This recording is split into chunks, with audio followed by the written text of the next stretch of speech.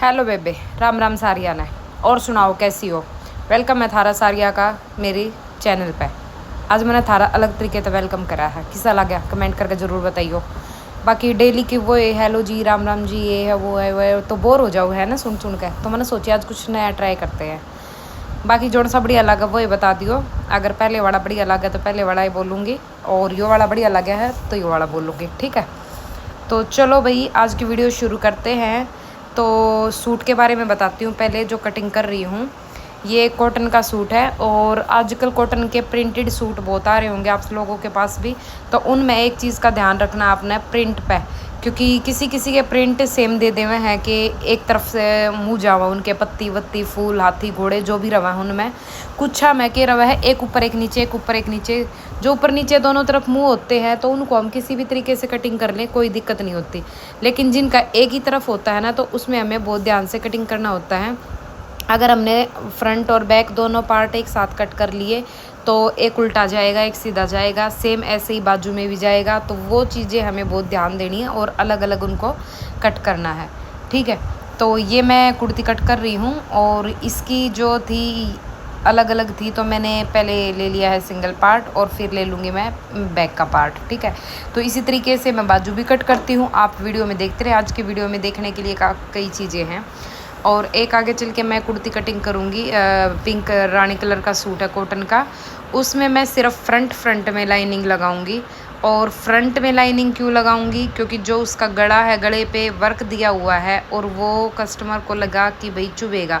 मुझे भी लगता है, मैं भी सजेस्ट करती हूँ कि भाई अगर फ्रंट में वर्क दिया है तो आप फ्रंट पे लाइनिंग लगवा सकते हो, अगर पूरे सूट में नहीं लगाते तो, ठीक है।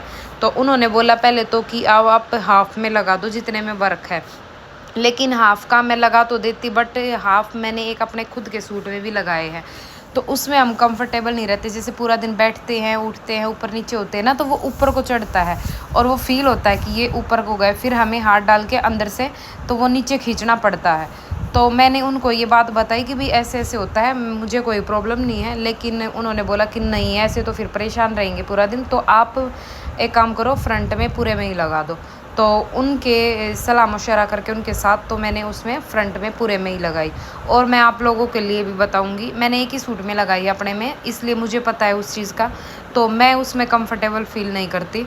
तो इसीलिए मैंने सजेस्ट किया है, और आप लोगों को भी कहूँगी अगर ऐसी कभी नौबत आती है तो आप फ्रंट में पूरा ही लगा दो। और कॉटन के सूट में लाइनिंग लगाते हैं, उसकी फिटिंग भी अच्छी आती है। और दूसरी बात यह है कि वो लूज़ भी कम होने के चांस रहते हैं।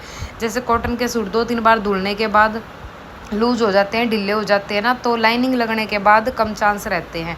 एक ये भी बेनिफिट रहेगा उसका, ठीक है।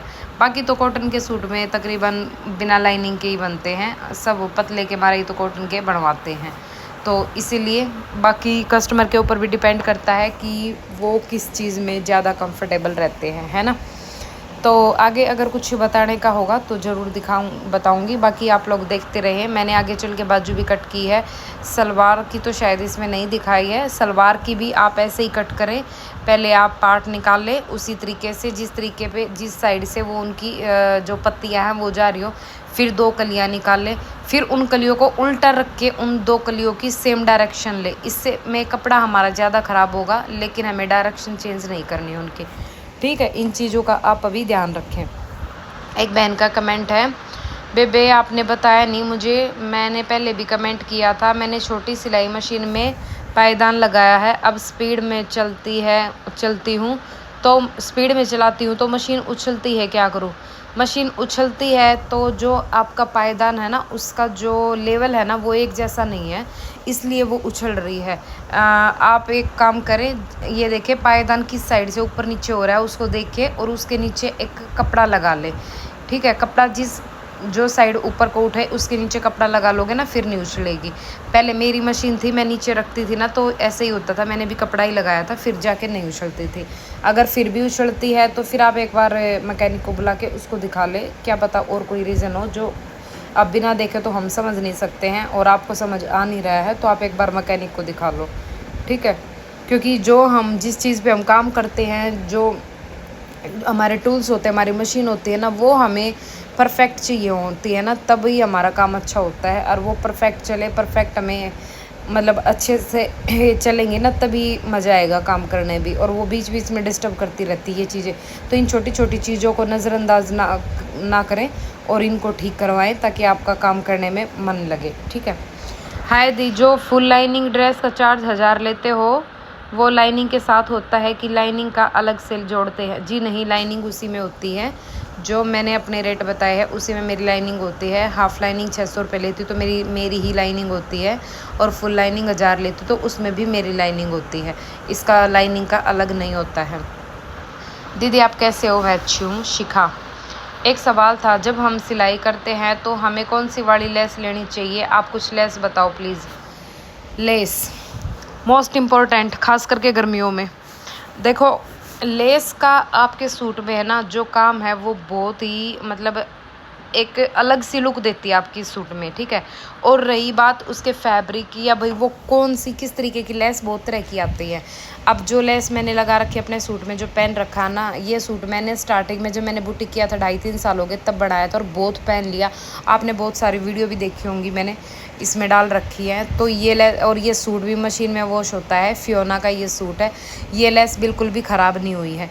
तो लेस आप कस्टमर के सूट पे, अपने सूट पे, किसी के भी सूट पे यूज़ कर रहे हो ना, तो ऐसी लेस यूज़ करो, भले ही 10 रुपये महंगी क्यों ना हो, जो ख़राब ना हो, ठीक है। लेकिन जो जल्दी जल्दी ख़राब होती, आजकल फैंसी लेस चल रही है मोती मणियाँ वाली, लेकिन वो तो देखो मशीन में डालोगे तो ख़राब होगी, उसकी हमारी कोई गारंटी नहीं है।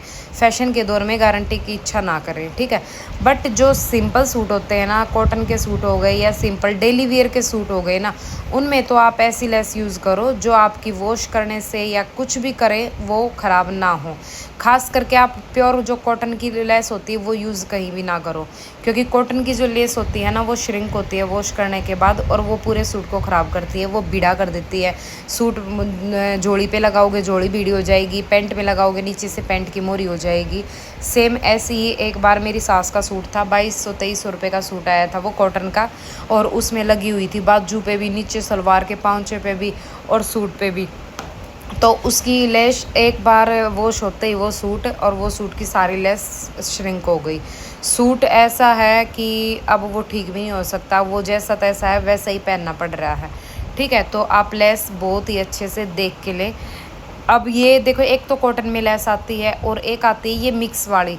ये जो मेरी लगी हुई ये मिक्स वाली है, ये श्रिंक नहीं होती। आप कितना भी वॉश कर लो, कितना भी धो लो इनको, और कितना कुछ भी कर लो, ये श्रिंक नहीं होती हैं। तो लेस आप इस तरीके की लें। अगर आपको आइडिया नहीं है तो आप दुकान वाले से पूछो, भैया श्रिंक वाली नहीं देना मुझे लेस।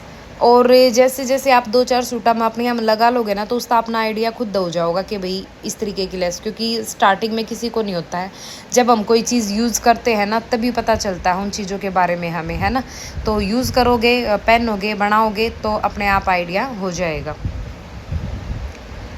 दी, इस मशीन के बारे में कुछ इन्फॉर्मेशन बताओ ना प्लीज़, कैसे क्या रहता है इसमें, क्या प्राइस है इसका?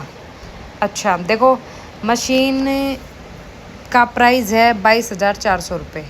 और मशीन के बारे में आप पूछ रहे हो तो मशीन अच्छी है।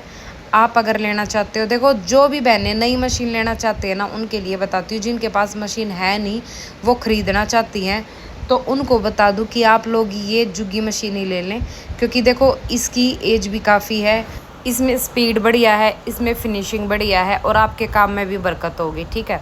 अब बारी आती है बजट की, कि भाई अभी हमारा तो बजट नहीं है। अब हम नॉर्मल मशीन तो 5-6 हज़ार में ले सकते हैं, अम्ब्रेला मशीन हम 8-10 हज़ार तक की ले सकते हैं, इसका तो रेट काफ़ी ज़्यादा है। तो आप देखो, अभी जब आपने स्टार्ट करना ही है, बुटीक ही करना है, आपको सिलाई में ही अपना मतलब सिलाई को ही आगे लेके चलना है ना, तो देखो मैं तो इसी की सलाह दूंगी, चाहे आप पैसे इधर उधर से कलेक्ट करके भाई उधार लेके करो, फिर उसके बाद आप अपने आराम आराम से मशीन लेके उतार सकते हो, ठीक है। इस चीज़ में आप लोन भी ले सकते हैं, या आप किस्तों में मशीन ले सकते हैं। सबसे बेस्ट तरीका तो मैं बताती हूँ कि ना किसी से लो और ना किसी का शान लो, आप किस्ता में पैसे लो, मशीन लो, ठीक है। किस्ता में लोगे, आराम आराम तो उतार लोगे और पता भी नहीं चलेगा। आपने लगा है कि भाई किस्त में ज़्यादा की नहीं दी जाऊँगी, कम की दी जाऊँगी, तो आपके हाथ में है किस्त कितनी बढ़नी है आपने। आप 6, 8, 12, 9 कितनी भी किस्त बंधवा सकते हो आप अपनी मशीन की, ठीक है। तो इस तरीके से आपकी मशीन भी बन जाओगी और आप पर लोड भी नहीं पड़ेगा, और 1 साल अगर आप इसकी किस्त भर लोगे, उसके बाद फिर ये आपके घर की हो जाओगी, उसके बाद जो भी अर्निंग होगी आपके घर में ही ना रहेगी, है ना। तो थोड़ा सा सोच समझना इस बारे में। बाकी तो फिर देखो आप सब अपनी बजट से अपने घर के हिसाब से ही लेना, अपने घर के हिसाब से चलना, मेरे कहने से मत लेना कि भाई तन्नू ना बोल रही थी। मैं सिर्फ अपना आइडिया बता रही हूँ आपको। एक चीज़ ये और दिखाऊंगी यहाँ पे, इस सूट में वी नेक बना हुआ था और इसकी ब्रॉड थी वो कम से कम मतलब 8-9 के करीब थी, ठीक है, यानी कि बहुत ही ज़्यादा थी और हमें चाहिए होती टोटल 6 है। तो इसको देखो, अगर पहले हम क्या करते थे ना, तो बीच में से जितना हमें चाहिए होता उतना लेके बाकी को प्लेन छोड़ देते, है ना। लेकिन अब एक आइडिया बताती हूँ, बीच में आपको इधर से 3 का 6 का रखना है और बीच में से जो हमारा जितना एक्स्ट्रा ना उसको निशान लगा देना। इस पर हम सिलाई लगा देंगे, ठीक है। सिलाई लगाने के बाद हमारा जो ये एक्स्ट्रा होगा ये बाहर निकल जाएगा और जितना भी हमारा बाहर शोल्डर में आएगा 6 इंच का बचेगा वो हमारा शोल्डर में आ जाएगा। अगर वी नेक भी हमारा मस्त बनेगा और ना हमारा प्रिंट कटेगा, कुछ भी नहीं कटेगा। ये बीच से हम इसको ऐसे डाउन कर देंगे, डाउन कर देना आपको ऊपर से जितना एक्स्ट्रा उतने पे मार्क करके, और फिर अपनी लाइनिंग या भी सूट है तो आप उसको कटिंग करें। तो ये मैंने बताया था कि फ्रंट के लिए मैंने कटिंग की है लाइनिंग, तो ये फ्रंट की लाइनिंग कट कर रही हूँ मैं। तो मशीन के बारे में बात थी ना, तो मशीन का आप देख लो, बाकी आपकी चॉइस है, ठीक है।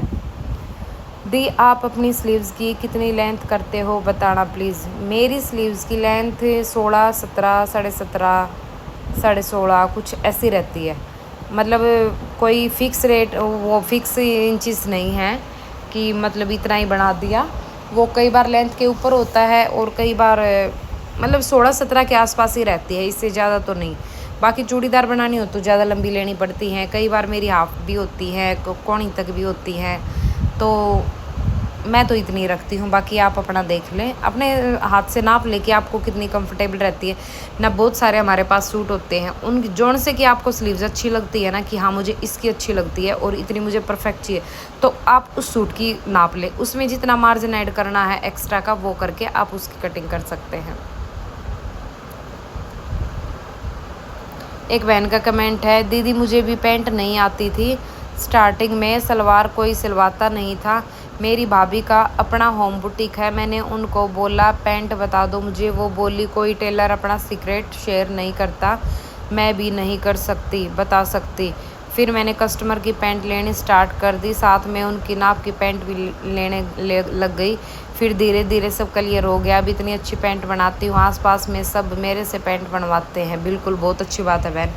देखो ये बात मैंने भी सुनी है कि कोई भी टेलर अपने सीक्रेट शेयर नहीं करता, बट मैं इस चीज़ को अपने ऊपर फॉलो नहीं करती हूँ, क्योंकि मैंने जब स्टार्टिंग में बुटीक किया ना, मेरे पास में ही एक बुटीक था और एक लेडी ने कर रखा था और उसके पास मास्टर था, ठीक है। उस टाइम पे मुझे भी कुछ डाउट था, तो मैंने बोला कि आप इसकी कटिंग एक बार करके दिखा दो, मुझे बता दो, अपने का उसको बोल दो। उस लेडी को ज़्यादा सिलाई नहीं आती थी, सिर्फ नॉर्मल सूट सलवार ही करती थी वो भी, लेकिन उसने मास्टर बिठा रखा था। तो उसने भी यही बोला कि नहीं, कोई भी टेलर अपने सीक्रेट शेयर नहीं करता। सीक्रेट अगर इसने शेयर कर दिए तो इसके हाथ में जो जस है क्या बोलते हैं, उसमें फ़र्क आएगा, ये आएगा वो आएगा। मतलब उसने बहाना बना दिया, मैं समझ गई कि ये बताना नहीं चाहती है। तो फिर उसके बाद मैंने कभी दोबारा नहीं पूछा उनसे। तो मुझे नहीं पता ये बात कितनी सच है और कितनी झूठ है। अगर सच हो तब भी, झूठ हो तब भी। मेरे से कोई आके पूछता है कोई चीज़ तो मैं तो बता देती हूँ भाई। मेरी आसपास में मेरी कुछ बहनें भी हैं और हमारी खुद बुटीक वाली भी है। मुझे भी कुछ पूछना होता मैं भी पूछ लेती हूँ, और उनको कुछ पूछना होता तो वो भी पूछ लेती हूँ। हम तो एक दूसरे को बता देते हैं भाई, हमें तो इस चीज़ से कोई फ़र्क नहीं पड़ता, ठीक है। और मैं तो सोशल मीडिया पे तो सभी कुछ बता रही हूँ, सारे सीक्रेट्स जो चीज़ें मैं यूज़ करती हूँ वो सब मैं बता रही हूँ। तो मान लो अगर मेरे पास में आके किसी ने पूछ लिया और उनको ना बताऊँ तो गलत बात है ना। तो रही बात भाभी की, आपकी रिलेटिव थी, अगर मान लो कोई और होता जो जानकार ना हो या भाई अड़ोसी है पड़ोसी है, वो चीज़ फिर भी हम सोच सके थे, बट घर में होकर ना बताई तो वो बात उनकी बिल्कुल गलत है। तो मान ले भी पड़ोस में भी कोई पूछना जाया करे ना, उससे भी बता दिया करे। तो बाकी ठीक है, आगे तो फिर आप इतना ही वास्ता रखो तय आपने जब, इसीलिए मैं हमेशा कहा करूँ थोड़े से तेज़ बनकर रहो, दुनियादारी बहुत तेज़ है, ठीक है। तो तुम भी थोड़े तेज़ बनकर रहो। तो कोई बात ना बताई आगे ना आपने। अगला बंदा नु सोचे कि इसने हम ना बताओगे तो आवे ना। चलो भाई वीडियो ने लाइक शेयर कर दियो, बाय बाय।